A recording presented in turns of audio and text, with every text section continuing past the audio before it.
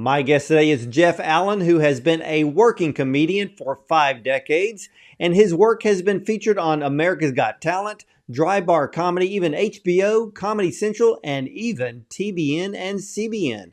Now, he can be heard regularly on SiriusXM comedy channels, as well as Pandora and Spotify, and his videos have surpassed over 400 million views on Facebook, YouTube, and other digital media.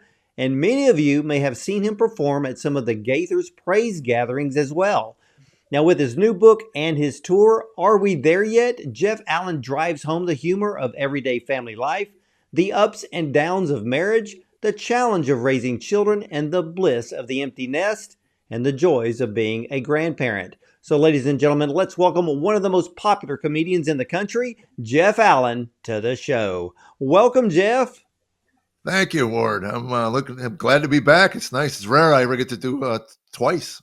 I know, and I still remember the first time you were on. You were standing there with your phone by the chicken coop, and we could hear the roosters in the background. Yeah, we don't have any more. They've all been eaten. They don't tell you. They don't tell you at Tractor Supply that every creature God created with teeth will eat your chickens. I've said to Tammy, if frogs had teeth, we'd come out one day and some frog would be on the neck of one of our chickens trying to bring it down. So we've lost them all, and she's contemplating whether or not she wants to get back into that. It's emotionally draining because the grandkids actually name these things. So Oh yeah, my gosh! you have to Well, tell him Kyle the rooster has been mauled. You have to comfort him, poor Kyle. But he yeah, died in service of his women. That's what he did. He went down with the girls. And I said, that's a man. That's what a real man does. He goes there. down with to Yeah, protect the. living out in the country and raising animals, you got to come across some of the predators. Yeah, I had a fox run through our yard the other day. I told Tammy, I said, probably looking for dinner. Yeah, we get that a lot around here too. But I'm going to ask you about your book because it was an eye opening read, extremely transparent. And even in your forward, Andy Andrews, who wrote the forward in your book, he said that so many comedians wondered why you didn't get offered television or movies early on in your career because you were a brilliant comedian. And then he said several years later, he found out exactly why. So tell us the why. Well, I got into comedy at 22 years old. I was an alcoholic and a drug addict, and I wasn't ashamed of that. I mean, if people asked, I'd say, sure I am. But when you work at 8 o'clock at night, it's kind of easy to function. And then when a lot of your brethren are in the same condition you're in, I've often said, if you like to sleep, get a job at a mattress factory. If you like to drink, figure out a way to make a living in a bar. And I got lucky. 1978 is when I started. So by 1980, the country exploded with comedy clubs. I mean, they were everywhere. So I was able to travel around with no craft at all and learn the business and get paid a few bucks. I was single, didn't have any responsibilities. Perfect job for a drunk, and all you had to do was function 15 minutes a day at that time. Met my wife probably 7 years into that. By then I was headlining comedy clubs. And after we got married, about a year into that, she had a 2-year-old when I met her. She got pregnant before the wedding because, why not just jump into family life? That's what I say. Why wait?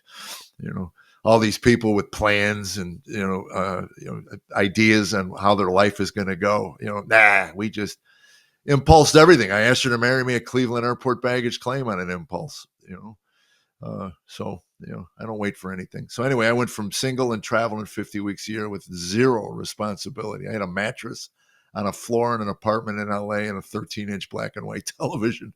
That was my assets that I brought into the marriage. Tammy will say I was a catch. She'll say I was a catch. So anyway, a year later, married 2 kids, living in Boston, came home drunk. And in the middle of the night, my 6-month-old started crying and I spanked him. And I spanked him hard. And Tammy sat on the end of the bed and fed our son. And I realized what I had done, and the shame that washed over me was nothing like I'd ever experienced. And I had been trying to quit booze for years. So anyway, I told her, take me to Alcoholics Anonymous. If you don't take me, I know I won't go. And if I don't go, we're not going to make it. It's just the two can't coexist, my drinking and this marriage. So anyway, that started me on the journey. They said, pray. I said, to what? And again, it was interesting in hindsight. You look back and they go, well, just make something up. And, about 7 years into making something up, I was finally realizing, look, if I'm making up a deity, that makes me delusional.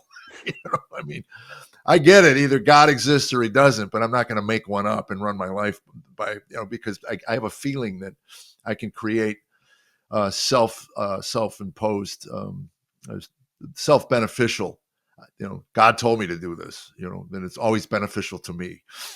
So anyway, I met a man who had he was a Christian man. The businessman was making a lot of money. Sold his business to some foreign entity, and with all this money, had nothing else to do. He decided he wanted to do comedy at comedy clubs. So he came in as an MC, making $100 a week. I heard about him because of his wealth. He had access to some amazing golf courses. And I look back on this, and you tell me God doesn't know your heart. I mean, there's no way I was going to follow anybody into a church, but I'd follow him onto a nice golf course. And that was where the discipleship began. And he was talking. I was reading Ayn Rand, I think, at this point. And I really believe this. If I wasn't a Bible-believing Christian, I'd be an Ayn Rand objectivist. Basically, I believe in the individual is responsible for your own life. Where it's interesting to me how people want to collectivize Christianity, and it's Jesus never once said this is going to be a collective salvation.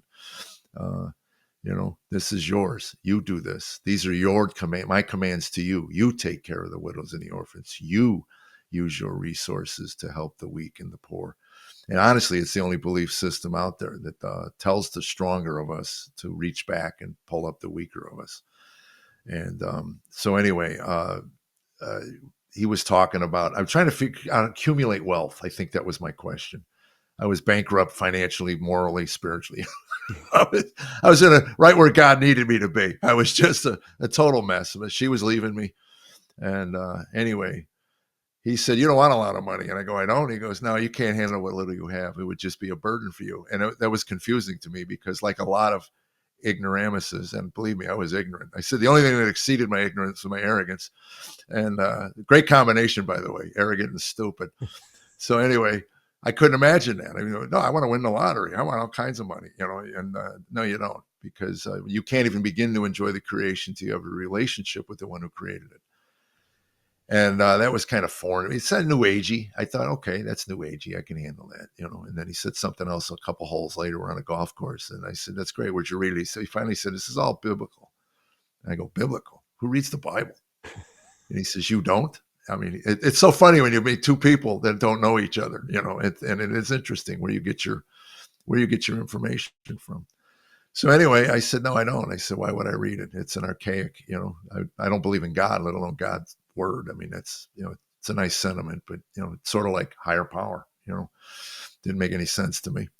And he said, well, what's in the Bible you don't think is true? And I go, I know, I never actually read the Bible. He goes, well, then you're not really an atheist. You're a moron. And that was the beginning of our friendship, which is still, I just talked to him yesterday. So, yeah, that was it. He goes, I go, what are you talking about? And again, I had a rage issue, your hair on your neck stands up. You're thinking, okay, but then I would lose access to some really nice golf courses if I punched him. So I decided to hear what he had to say. And it's interesting. I read a proverb a day, and it's the more I read these proverbs, the more I realize Solomon just pounds home. The wise love a rebuke. The wise love to be corrected. The wise, it's the ignorant and the fools that hate correction and hate, And so anyway, he went on to say that the Bible's the most influential book in the history of mankind, and you can't even crack it open. That's just lazy and moronic. Open it up, read it, study it, come to some conclusion on your own, But I believe if you opened it up and you opened your mind a little bit, that the God of that Bible, specifically the Holy Spirit, would enter, into your life and into your soul, and basically show you something that you never knew existed, which was really the peace and contentment within my own skin. And so anyway, that was it. That was about 7 or 8 years of my life right there. So that's Really good. Well, I what? had a brick. I wish in hindsight, I wish I had that road to Damascus moment that Paul had. I could handle a little blindness to just have it revealed to me. It's interesting. I heard a pastor say once, we all want an explanation, but what we really need is a revelation. That's exactly right. Now, That for that you, revelation came. It was yeah. just so clear to me. So Why, clear to me. why was it? Why was it so important to you to be totally open and honest with your life in your book, with struggles with alcohol, drug use, anger, and Right. just being disconnected in your marriage? Why did you want to tell the whole world all of that? Well, I felt, first of all, this book was written, I was 31 to 39 years old. I think that was in my 30s, that decade. And I've always said, if God had sat me down at the age of 31 after that night with my baby and said, all right, we're going to get you on the road to recovery, and this is what you and your wife are going to go through for the next 9 years of your life. But at the end of this, I'm going to introduce you to my son, and you will know a peace that you never knew could exist. And I would have never signed on, and which is why he doesn't tell us his plans. I've read a lot of self-help books, a pile of them. And uh, in hindsight, the best ones that ever helped me were the people that I could relate to. I wrote the book, but publishers always ask, why at this point in your life, why are you writing this book? And I said, I'm writing it for millennials, my sons. Uh, they have been steeped into this materialistic worldview. I was at least raised around Christian worldview. My father was raised by pastors. He rejected it, but you can't remove that foundation. So his view of right, wrong, morality, even destiny. And at the end of his life, I don't think he believed he was going anywhere, but just into the ground. And that was, again, a decision that he made. But my kids, I got saved at 38, so they were young teens, maybe. So they were at the beginning of puberty. We introduced them to the church and the Bible, and they both have walked away from that. Um, and I'm hoping and praying that at some point they'll get to where I was at, where you're sitting on the couch at 10 o'clock at night, your family's in bed, and you're staring at the ceiling and go, is this it? And I've said this a thousand times to men's groups. When I work men's groups, I say the devil wants you in the past. If he can't beat you up with your past, with all the mistakes you've made, and just keep you living in that, once you realize to accept the mistakes you've made, who you were is not who you are. And then he'll move you to the future. And you'll sit one night in the middle of your living room looking at all the stuff you have. You'll check the boxes. I got a beautiful wife. I got healthy kids. I got a home that's beautiful. All this stuff I've done, the job I love. Why am I so empty? And the devil will go, this is your life for the next 5, 10, 15. This is it. This is life on earth, pal. This is the way it works. And if that doesn't beat you down, then he'll move on to something else. And just then it gets really ugly. Apathy, where you just up and don't care. And that's the most painful part. And that God wants you in the moment. The book of Ecclesiastes was the first sermon I ever listened to, and that was when I heard meaningless, all in life is meaningless. I leapt because that was true to me. That was exactly my conclusions after a 7 or 8 year search. That was it. That nothing matters. I mean, it really doesn't. Tammy would shake me. We're losing the house. I go, yeah, I know, but I don't. We'll get another one. Or they repoed the car. Yeah, I know. We'll get another one. I mean, it's no big deal. I mean, why does it matter? Is what's important. And when I heard that, I felt if that truth was in the Bible, that deep, because that cut me right where I knew that to be true. And what I didn't realize was what Solomon was saying was that life on earth is not meaningless. It's futile. It's whatever you attach to meaning to your life on earth, it's a vapor. It'll pass. And that's a huge thing to realize, because by then I'm 38 or 9 years old, and I can realize it. When I started comedy, I quit a job. I was making $300 a week, and I said, if I can make $300 a week telling jokes, are you kidding me? $300 to tell jokes, I'd made it. Then it was 500, then 1,000, then it was 1,500, then 2,500. And at some point you realize, well, it ain't the money. And I knew that. I knew that money wouldn't be it. Someone once told me there are three things that drive people to succeed in life, and that's the desire for recognition, the desire for money, and the desire to do good work. And I realized really quick, reading that mine was always to do good work, and the other stuff will come. Jerry Seinfeld told me that. I think we had one show together back in the '80s, and he said something about I was complaining. I was a whiner. This may shock you, I was a whiner, and I'm whining, went for a check, and he finally said, "Can I say something in all your complaints?" And he said, "There's been a myriad of them. Uh, I didn't hear you complain about how hard you work on your craft. You get good at what you do in this business. It's a small business, and you'll do well." And I can attest to that. It took me a lot of years to get settled into the kind of humor that I'm doing today that just fits me, you know. And that was the But change of your heart, because that's what I was not only loved but was impressed with your book is you took us on this, well, you took us on a very painful journey, but then the light of Christ starts to appear. And even when you went to your first AA meeting, you were very honest, because even a month later, you found yourself in a bar staring at a right, bottle of beer.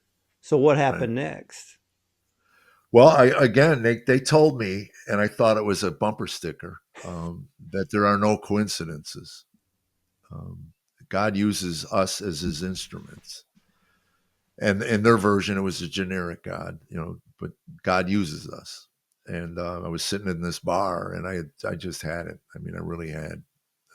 Couldn't white knuckle it anymore. I was tired of it. And I was sitting there with a beer in front of me, and some guy walks by and he goes, "Hey, I saw your show tonight. All that stuff you said on stage, true?" And I go, "Yeah." He goes, "So you're an alcoholic?" I go, "I am." He goes, "What are you doing with that?" I said, "Suicide, I guess. I don't know. And he goes, "Come on." And he took me to an AA meeting at midnight. And I remember driving back to the hotel thinking, is this what they mean by no coincidences? And is this what they mean by, and that's when I began to realize that, and the way I look at what I do today is a seed planter. I just throw these seeds out, and through experience and my strength and my hope, and then that God will use those or whatever on any heart or mind, it'll come back. Daniel J. Travanti, I think I talk about this in the book. They took a lot out of the book, so I don't remember. But I was sitting in front of the last remnants of a half a gallon of vodka when I was 25 years old, and he was on the Tonight Show as an actor. Remember from Hill Street Blues, I think it was, or something. Anyway, he talked about his alcoholism and how it changed his life by quitting drinking. I called my dad the next day and asked him to come pick me up, and took me. That's the first time I got sober. That's the first trip to Alcoholics Anonymous. I was 25 years old. Stayed about 9 months. I was still doing cocaine, which I don't recommend. I mean, if you want to get sober, I thought, well, my problem is booze. I'll keep doing cocaine. And after about 9 months of not drinking alcohol, basically being a dry drunk, I just went off and started again. But I knew if I went back, I'd stay, and I did. 6 years later, when I went back, I knew if she took me and I went, I was staying. Well, And that was the thing, because when Andy Andrews wrote in that forward, and then he learned, like you had said, he had learned years later why you weren't right, getting certain deals. And you said in your book that, news travels fast within the world of comedy. Who's right. doing good, who's not doing good, who's falling off the wagon, whose career is kind of nosediving and who's rising up. Did it ever occur to you that your career was dying? No, again, it didn't matter. I didn't know why I did what I did, and that was the overriding in my life. It was just like, what difference does it make? I get a movie deal, we make millions of dollars, and whatever. I become famous. It didn't matter, and it's hard to explain, but I know there's piles of men out there that feel the same way.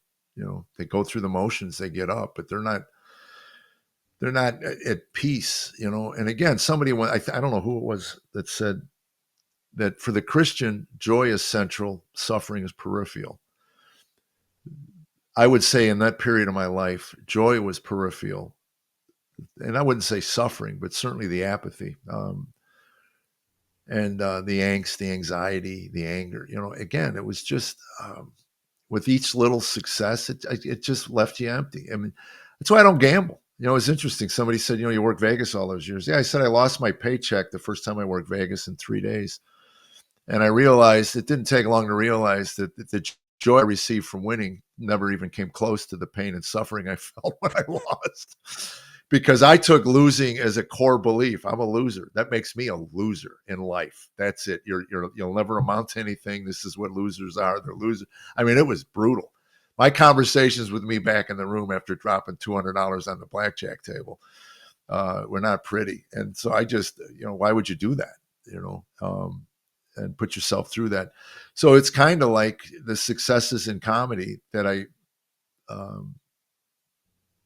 I had, which were very little. I didn't do well in auditions, and I realized even when I did America's Got Talent 2 or 3 years ago, I blanked the first 2 attempts to get through a 90-second set. I don't memorize well. When I work a club or I work a theater, I do it an hour and a half, hour and 15 minutes. They never know what I forgot. I don't plan anything out. I know where I'm starting. I know what time I'm getting off, and that's it. And in between, I'm just kind of going with whatever pops into my skull. And when you're doing a 90-second audition set, and it's hard. I don't know if you remember the singer Harry Chapin. Yeah, well, yeah, sure do. Cats in Oh, the Cradle. gosh. Yeah, and not only that, we were watching something the other night. Something that about Watertown, New York, came up, and I looked at Tammy and I started telling her about this song about a man sitting in a bar and picking up two lonely people meeting in a bar, and I started tearing up, remembering the song. He just sang such beautiful pictures with those songs, and about the singer in the dry cleaning thing that he sang to himself, and beautiful, and somebody finally heard him and brought him to Carnegie Hall, and just got terrible reviews, just terrible. And he just found out that he really just enjoyed singing to himself, And again, it's just stuff that you hear. So my stuff is stories. I tell long-winded stories, and to break it into 90 seconds, they don't want one story for 90 seconds. They want 6 or 7 different jokes within that 90 seconds. So they broke all my stuff up, and I'm not blaming them. It's my stuff. I should have been able to memorize 90 seconds. But anyway, that was it. I just like the big auditions, Letterman, Tonight Show. And then again, in hindsight, God had other plans for me. He was getting me ready for whatever this job is. And then 4 or 5 years ago when Dry Bar hit, that was my Tonight Show. That was my Johnny Carson moment, where they threw me into a group of people that didn't know I existed for all these years. And they were asking that, where did he come from? My gosh, Well, But then how did Dry Bar Comedy compare to when you were performing at the Gaithers praise gatherings, staring at 15,000 people? well, the Gaither thing was a validation in I was doing what I was supposed to do. Until you deliver a joke in front of thousands of people, you never really know, because you're in a club, you're doing, and at that time, nobody really knew who I was either. That was what was interesting. Bill told me an interesting story. We had lunch together, and he said, a third of my audience will laugh at whatever you're doing. They're just there to have a good time. They're gonna have a great time. Another third may not understand everything you're talking about, but they're there to have a good time too. So they'll just laugh right along with the other third. And there's a third of my audience that have never been given permission to laugh their entire life. They've been told this walk on earth is something you endure till you die, get to heaven, then the joy can begin and the peace. And he said, if you can make them laugh, then you and I will have a long relationship. And I did my first 10-minute show at that praise gathering, and he came up on stage, and I was jacked. I mean, I had never had experienced anything like that on stage. And he puts his arm around me while they're applauding, and he leans over and he goes, "You got him all the way to the back wall." And I toured with him for about 7 years on and off. And his stamp of approval kept me alive. I was doing Vegas in 9/11 at the Tropicana, and I couldn't get home. They wouldn't let us out of the contract, and so I worked all week. I don't think I could have got back anyway. The airports were closed.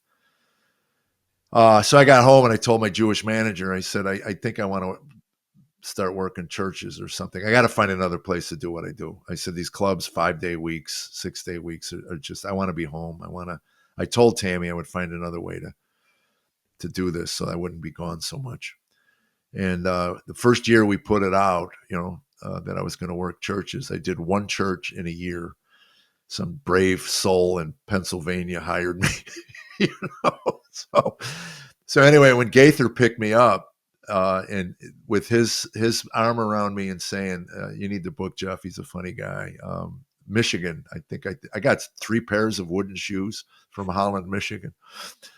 Michigan kept me alive for a year.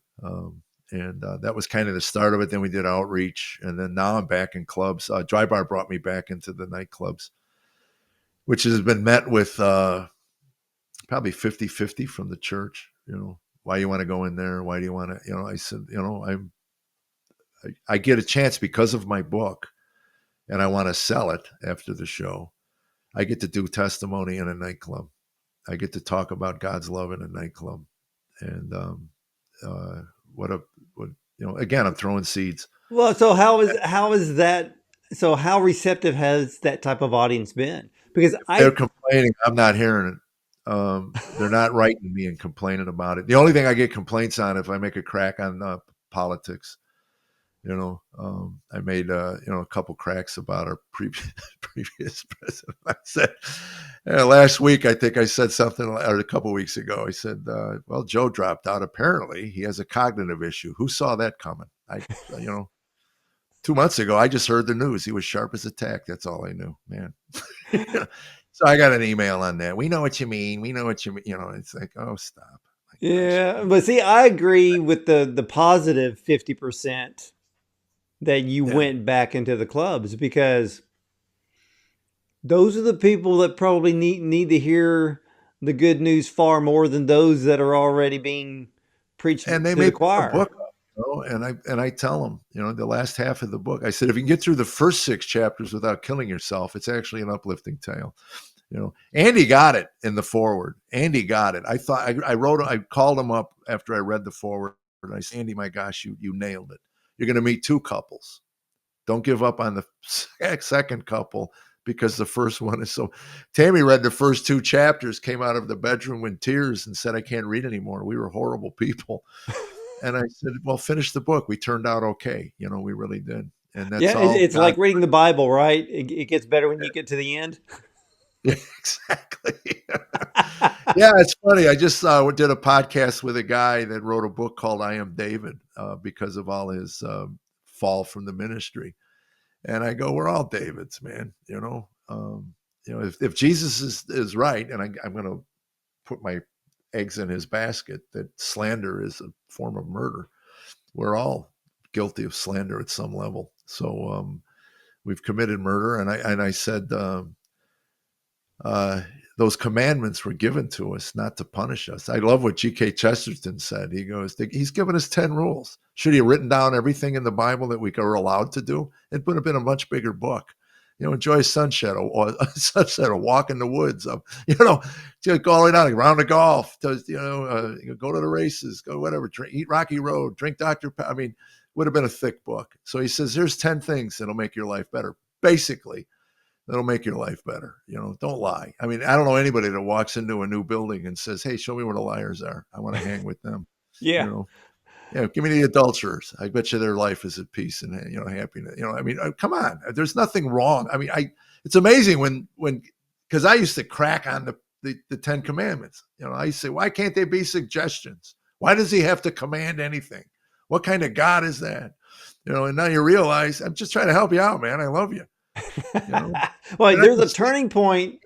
Don't steal. That's not good. Yeah. I mean, you have a turning point in your book where Tammy took the kids to Ohio for the summer, and you were left with a stack of Bible tapes sitting on the floor that she told you to figure out what to do with. And Yeah. so, how life changing were those few months? Oh, that was everything. That first tape I opened, out of all of them that were in there, it was all different books of the Bible, um, and it was Ecclesiastes 1:1. And then I ripped open a bunch of envelopes looking for more Ecclesiastes tapes because that resonated. And interesting, the first sermon I ever listened to, from start to finish. I started sermons, but there was no internet, so people would hand me things, and you need to listen to this. And uh, but the first one was, "Life without God will have no meaning. Without meaning, there's no purpose. Without purpose, suicide." And I thought, that's true. That is true. A man, woman needs to find meaning and purpose. And then the second tape I listened to was probably on Ecclesiastes 3. I'm not sure now. But it was, if happiness was an act of human will, we'd all be happy. We could will ourselves. Why wouldn't you? Why can't you just stand in front of the mirror and will yourself happy? And we've been sold a bill of goods that it's all chemical. You're chemically imbalanced to never experience joy, and I think that's a big lie. And now I'm reading Casey Means's book on diet, and oh my gosh, this is, we're getting these extensive blood tests taken to see what kind of damage we've done to ourselves over the years. And it's funny. Every time they come out with a new article on NutraSweet, all the people who love me send it to me. I mean, I get like 5 in my inbox. Yeah, Tammy sent it to me. I tell my manager, Lenny, yeah, Tammy sent it to me. Lenny will go, yeah, it's on. And now finally I realized why I can't drink Diet Coke anymore. I mean, it's not good. It's absolutely, and the worst thing, people, some people fear death. Again, I'm not ready to go, but my fear is losing my mind while I'm here on earth. I've seen it. And that would be, somebody asked me, if you could ask God one question, what would it be? And that would be it. Why Alzheimer's? Why dementia? Why take the memories? And I think it's connected to, a lot of it is connected to the food Oh, that it we is. eat. It is. I mean, aspartame, which is NutraSweet, is probably the biggest cause of killing brain cells, leads to brain Yeah, cancer. processed food and what it does to our cell structure. And I didn't know this until I listened to the podcast, that the food companies were all bought up by the tobacco companies. What could go wrong with that? So you think they have any moral obligation to sit in the factory and produce healthy, or addictive? What do you think they're Okay, producing? see, that's what you just said the magic Healthy. word. They are creating addiction. Right, absolutely. And like you said, Lay's, who can eat just one? Well, what did you learn about yourself when Tammy was diagnosed with cancer? uh I learned I was a selfish, self-centered, um, man. Um, I think I shared this in the book. I was hitting golf balls one day and just getting angrier as I hit them, and not, that's not unusual, by the way, me hitting golf balls and getting angry. Uh, but this time it was different. And I finally sat down and I said to God, I just said, God, show me my heart. Something's going on, And I said, it's an interesting exercise. If you ever want to, you'll do it once, maybe twice, but after that, you'll be a little more hesitant to just ask the creator to show you what's inside you. And I realized I was getting angry because she got diagnosed with cancer just as my career was starting to get back on track. And that's why I was angry. It wasn't that cancer, or she could, and it's interesting. She said to me, when my mother was diagnosed, Tammy walked in when I was on the phone after I hung up with her, and I just sat in the chair and I was sobbing because she had stage 4 ovarian. And Tammy asked me what was going on. I told her my mom's got ovarian cancer. She goes, "Oh, wow. I never saw you react that way with me." And I said, I have a blessing and a curse to be able to compartmentalize my brain. And that compartment with you and cancer I would never let it go to fatal, ever. I was not going to lose you. No way. So I wouldn't allow it. I just thought, this is, sick, and you're going to get better and things will be good. And I cried when he told us how small it was and how he was almost assured that he can get everything. He didn't think it escaped the margins, and her hand went right to it. It was literally a miracle. He said, "We can barely see this tumor on an X-ray." Wow. The story that I really brought a smile to my face was when you told the story in your book when Vestal Goodman prayed for Tammy. Yeah. Vestal also prayed for my mother in law who was sick in the hospital many years ago, but such a powerful, godly woman when she was on this earth. I mean, she took that handkerchief, and you better watch out because God was coming. We're interesting. We were talking about at church. Right? We're going through the Book of John, and when I think it was the woman that touched Jesus's robe, and he felt the power leave him, and the pastor was talking about it's not the method, it's not the thing, it's not the robe, it's not that it was her faith. It was her faith. And when Vestal prays, she believed. She believed. And that night, Tammy sat we were in our hotel room, and she said something along the lines. She goes, I felt his presence during that prayer. And I know this is not going to be fatal. I don't know how I know that, Jeff. And those And, were words of faith by Tammy. right.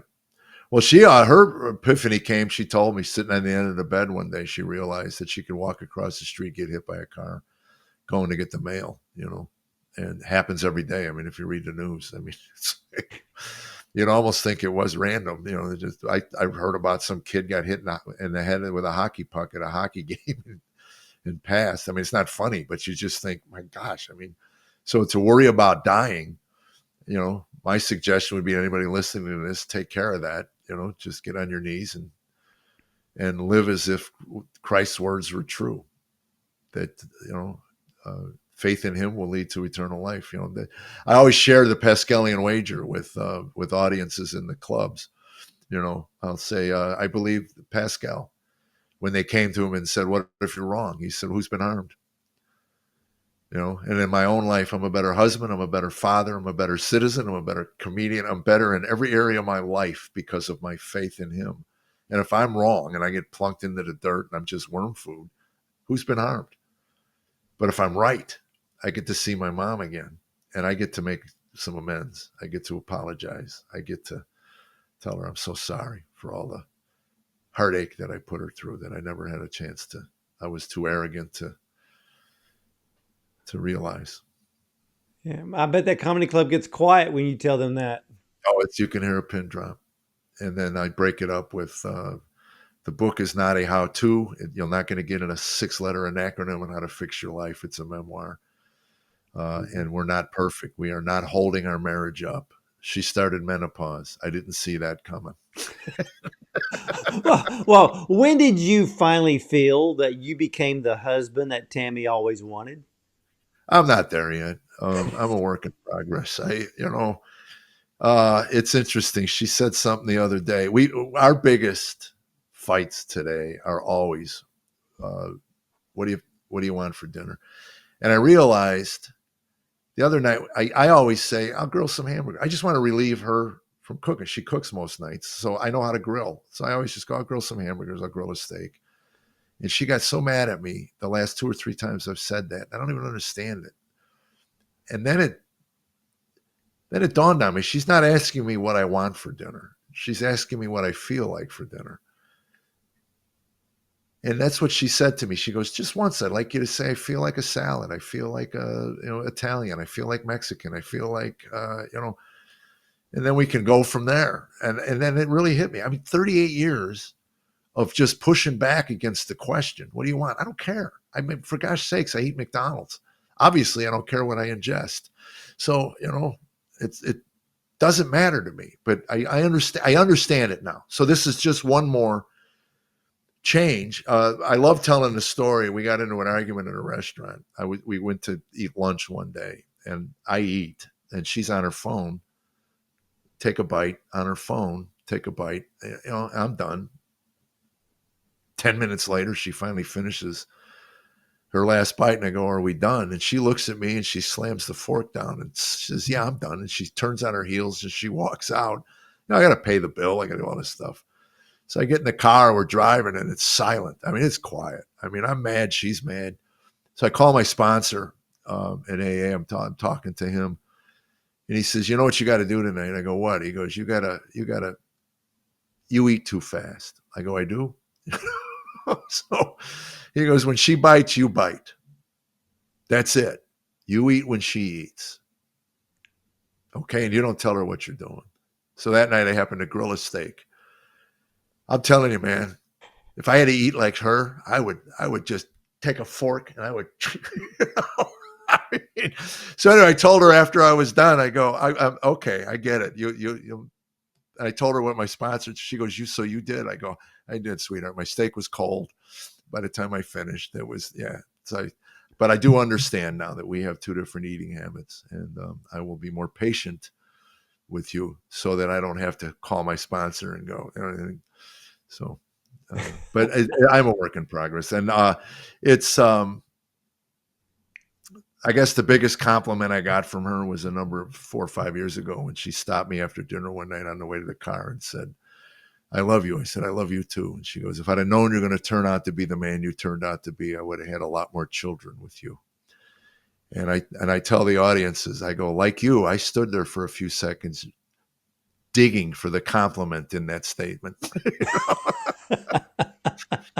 Either way, I'm a jerk. I mean, somewhere in that process, I was a jerk. So anyway, I'm either not now or I was then. So work in progress. It's a new joke I'm doing. I said they have all these niche apps. They should have a fixer upper app. You know, they got Farmers Only, they got Christian Mingle. Why not fixer up? Because there's women that just like broken men. They just are attracted to. So some guy could come out on TV and just go, "I'm 43 years old. I live in my parents' basement. I go to Dungeons and Dragons 3 days a week. I go to Comic-Con twice a year, and I've not been gainfully employed my entire life. Perhaps, young lady, you can fix me." And then somewhere in America, there's a woman going, "I just wrote my last letter to a prisoner. That's it. I found my man." You know what? That would probably be a very popular app. I think it would be. At least you find out, you know, who your type is. You know, I mean, again, you'd learn quick. Tammy and I we both knew when our marriage was falling apart. I think that kind of would help glue it together. Realize that we've had relationships with similar people, you know, and we might as well finish this one out, you know, But because you book, otherwise you just start well, over. You you know, know, Jeff, when I read your book, I read the whole thing, and it dawned on me that you bookended the whole book with baggage claim. What is it with you and baggage claim? right? Yeah, that's when I found out she was having she made me take the word affair out of the book. And I said, "Why? What was it?" She said, "It wasn't an affair." I said, "But you were involved with another man." And she said, "Yeah, but an affair would give the female reader the belief there was something romantic and pleasurable about it. I She's didn't right. enjoy much, but he was nice to me, and you weren't. And I knew I was doing wrong, and the guilt and the shame that I carried with that. And I understand that. I get that." So anyway, I found out the night before she was in Southern California with this guy, and I told her to get home, and I wasn't going to do it on the phone. And she was supposed to come home that night. She didn't. A friend called me. She said she'll be home in the morning. She's too devastated to be in public. She was just crying in her room. So I had one night alone in my home with me and the voice I now recognize as God, the Holy Spirit, our conscience. There's something inside all of us if we just listen to it. And it was a reminder. You know, it's interesting. They say before you die, your life flashes before you. Well, the death of our marriage was that night. I died as a husband that night. It was a brutally honest look at what kind of man I'd been for 7 or 8 years. And I went from how could she, because I was self-righteously angry. How could she be doing this to me? How dare her? To holy cow. You know, if I was honest, I would have bailed years ago. There's no way I would have put up with me for that long. So I picked her up at the airport, baggage claim, you know, and she saw me, braced herself, for what I was going to say. I was a pretty angry guy. And I kissed her on the cheek, and she said, "That's it." I go, "That's all I got left. You and I are a mess, an absolute mess." And I told her, if what you want is in California, I'm not going to stand in your way, you know. But if you want our marriage to work, you have to own half of this mess. And then driving home, she said, "How did we get here?" You know, and that was the beginning of her soul searching. How did we get here?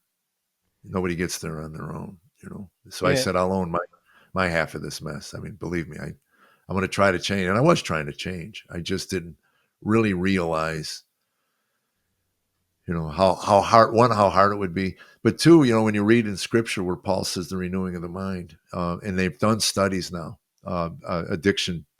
They've studied the brain, and it takes about 2 years to get fully free from an addictive mind on one particular thing. You know, so, and it makes sense because it was about 2 years of sobriety before I really, you know, I could dismiss it as, yeah, it's just a thing in my life. And it's funny, I went back to visit friends after 5 years of sobriety to my old little neighborhood. And on Tuesday night, I was at my sister's house. So I told Tammy, I'm going to the bowling alley. She goes, "Why?" I go, "My friends are there." She goes, "Did you call them?" I go, "I don't need to. It's Tuesday." You know? They bowl every Tuesday. They've been doing it since they were 16 years old. So, you know, sure enough, I walk in, every last one of them are bowling on Tuesday. And they greet me. Now, they hadn't seen me in, I'm sober 5 years. They probably haven't seen me in 8 years. And they greet me like it was 8 minutes. "Hey, Jeff, all right, you want a beer?" "No, I don't, actually. I quit drinking." And it was interesting. I told my sponsor the next day, I said, well, I was able to close the chapter on that part of my friendships. You know, again, when you get sober, you think, "Gee, what, I'm going to lose my friends or whatever." But 8 years, get back, realize. And he said, the best description of that is, if you remember those movies where you snap your finger and everybody freezes, but one person is allowed to walk through the scene. And he said, they're still frozen in their addictions. You've been allowed to walk and grow and move. And good on you to see how far you've come. Because again, it was like there was this part of me, but I really want to go see these guys. I was excited to see them. And after about a half an hour, I just said, "Hey guys, I'm going to go. My wife is waiting for me at my sister's. And it's nice seeing you guys." And it was like, "Hey man, great to see you." You know, I mean, again, it was a surreal moment. I mean, 8 years, you're not going to go, "Hey, my gosh, what have you been doing? Where you been?" You know, and nah, just, "Hey, you want a beer? You want a bowl?" You know, like it was a regular Tuesday, and I've been there every Tuesday for the last 8 years. Well, I mean, and towards the end of the book, and I wish more people would be able, I wish more people would do this, is to look back and try to find the little things in their life where God was there the whole time. Right. How, I mean, are Also, you amazed? And I know you are. I mean, when you look back and see that the Lord's hand was with you the whole time, I mean, were you thinking back of all the little things that could have gone really, really bad? But the Lord always said, "I got you," even though you didn't know He got you. right. And the, you know, and the skeptic in me, and believe me, I still have that part of me that's skeptical, says, "What about the family of four that gets off the exit on the south side of Chicago just to get gas, and they get torched at the gas station?" You know, and again, you know, when my son lost a friend at 19 years old, and it was, it's not funny. I'm sorry. I had a therapist tell me, every time you talk about painful things, you laugh. So, you know, but this kid used to visit us. You know, he was one of my son's best friends. He'd come in at 12 or 13 and say, I'd say, "Hey, Austin, how are you doing?" He goes, "I'm doing well, Mr. Jeff. I'm an atheist, you know." And I'd go, "You know, Austin, God bless you for that, but you're not smart enough to be an atheist. Why don't you shoot for agnosticism?" And he'd go, "What's that?" I go, "Well, that proves my point. But you know you don't know. How about you allow for that? No, you don't know. You know, that's a good place to start."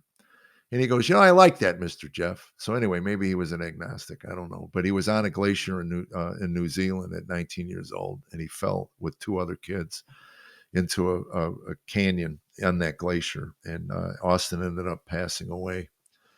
But the other two survived, and we didn't know. Tammy went on and looked it up online, the New Zealand newspaper, and those two kids were believers. So my son says to me after Austin died, he goes, "Is he in hell now?"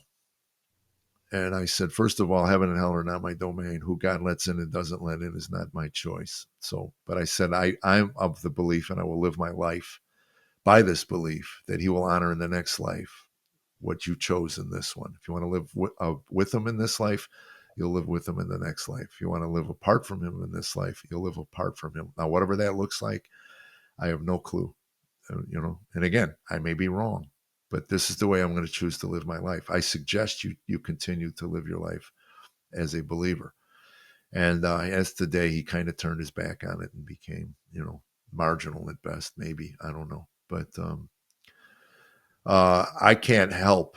I think once you invite the Holy Spirit in, that counselor that Jesus promised, in the form of the Holy Spirit, will remind you, I was here, I was here, I was here, I was always there, waiting. The track that somebody gave me when I was 23, I was drunk. They handed me some Jesus track, and I crumbled it up and threw it in their face. And I can still kind of see her face smiling at me, going, "You'll be with us, God just told me." Wow. Yeah, it was 15 years later, something, but it's interesting when those moments come back, where those, again, there are no coincidences. There are seed planters that come into your life. My favorite story Tommy Nelson told was about some guy they were working on. And I don't want nothing to do with Dallas. I'm fine. I don't need Jesus. I'm fine. So anyway, his house blows up one day from a gas leak. They figure maybe this is a good time to talk to him. They walk over. He goes, "It's a gas leak. It's an accident. Don't worry about it." Blah, blah, blah. He gets his house rebuilt. Not 3 months later, a gas leak blows up the house again. Boom, boom. So they run over there to see if he's alive, and he's got these smoke ringlets coming off his eyebrows. And he says, "I think God's trying to tell me something." And he's like one of the elders in the church now. God got a hold of him. Again, did God cause the gas leak? I don't know. But did he use the gas leak? Yeah, I think he did. Yeah, I think he used the gas leak. So I always call God the great improviser. He may have plans for you, and you step off those paths, but he'll improvise in your life in one way. And pain is one of the greatest motivators to get you back on a path of peace and prosperity. So why do we have pain? Why do people suffer? Yeah. Well, you're not going to change without it. That's for sure. Well, Yeah. what is next for Jeff Allen? Any new upcoming projects coming? Yeah, we got a sitcom. We wrote a pilot script for the book. It's more of a dramedy. I don't want to say it's a sitcom.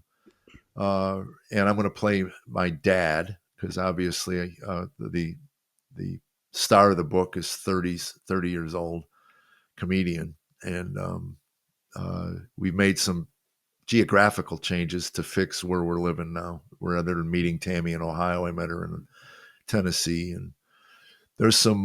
It's really a good script. We're looking for funding. We want to fund the pilot ourselves. So we have a proposal. If anybody's interested, we send out. First monies will go to get you your monies back. But we've had 2 or 3 different studios interested in it. They said that when you shoot the pilot, let us know. They wanted a 10-minute. Angel Studios wanted a 10-minute torch video. Yeah.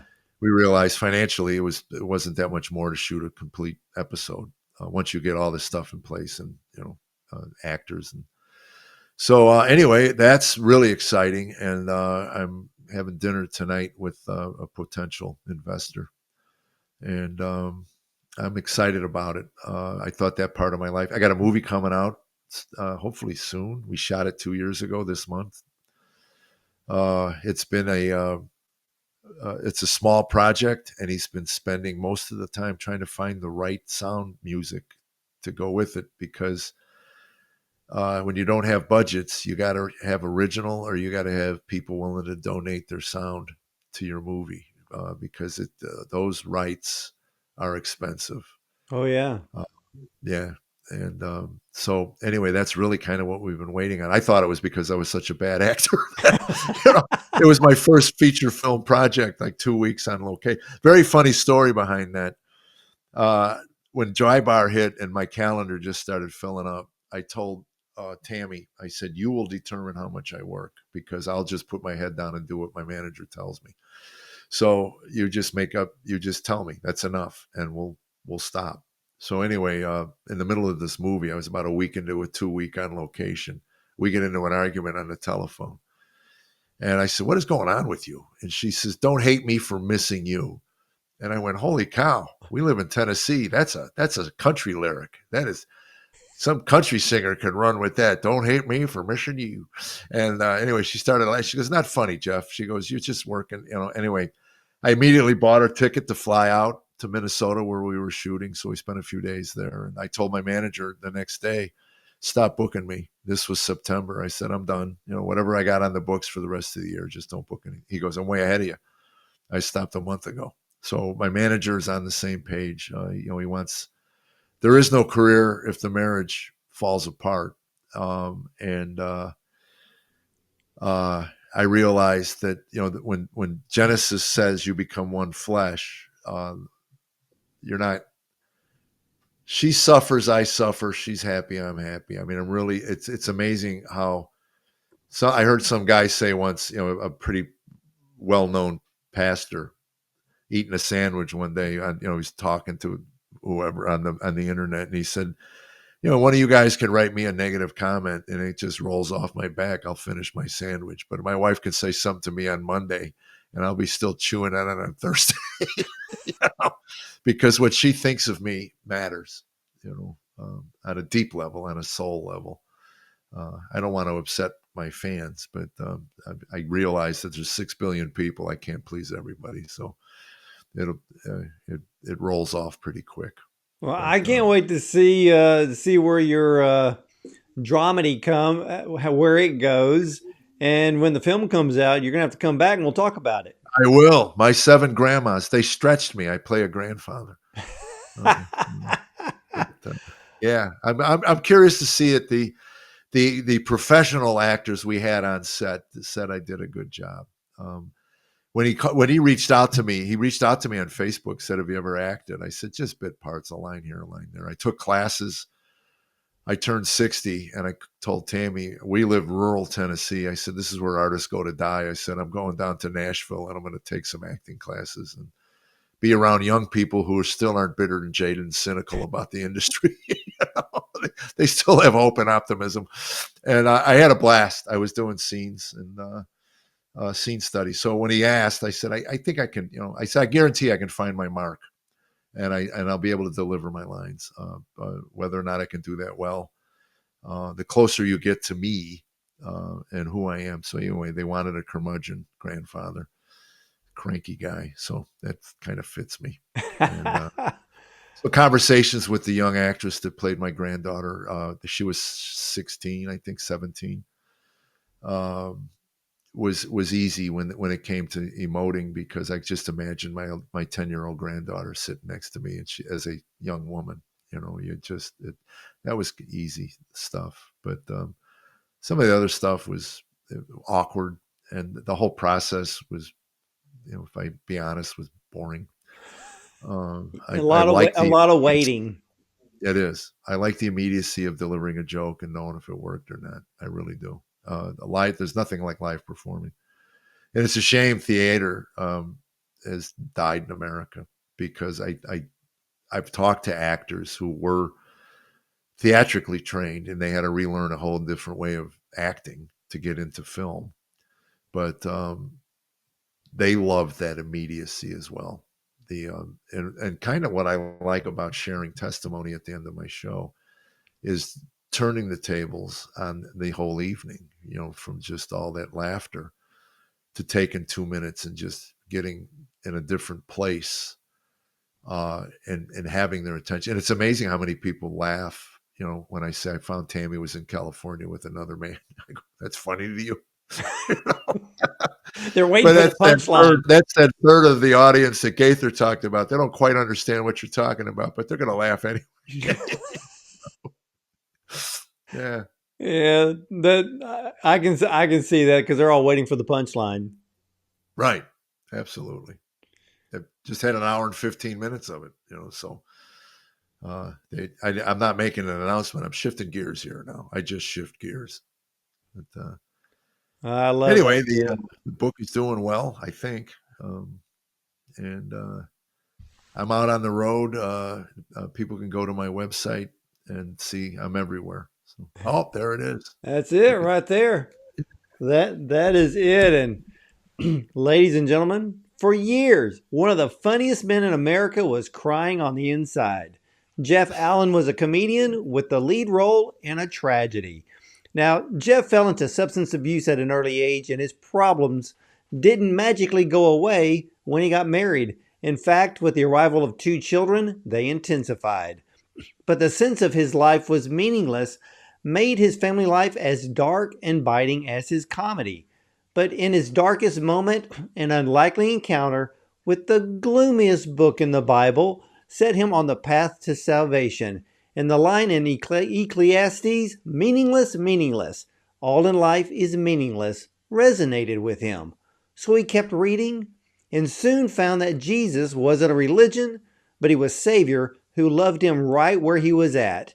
And many times that's at the bottom, so the only direction you can look is up. So if you've struggled with finding meaning in your life, this book is for you. And with his trademark humor and unflinching honesty, Jeff will point to you he will point you to the only one who can answer the question, are we there yet? So I end with one of the most famous and most effective prayers ever written. God, grant me the serenity to accept the things I cannot change, the courage to change the things I can, and wisdom to know the difference. Jeff, I want to thank you for sharing your book as well as your life-changing story with us today. Thank you. I really appreciated it. We can't do it without you guys, and I appreciate. I'm always shocked. Somebody said, "Why do you hang around after the show for so long?" I go, "I'm just shocked people want to talk to me." So, after all those years, it's yeah. I was the first one to leave after a show. Now I'm the last one. That's it. And you've proven the fact that our test becomes our testimony. And so keep on planting those seeds out there. Thanks, Ward. I appreciate it, man. You bet. And ladies and gentlemen, hey, as for me, I'll see you next time.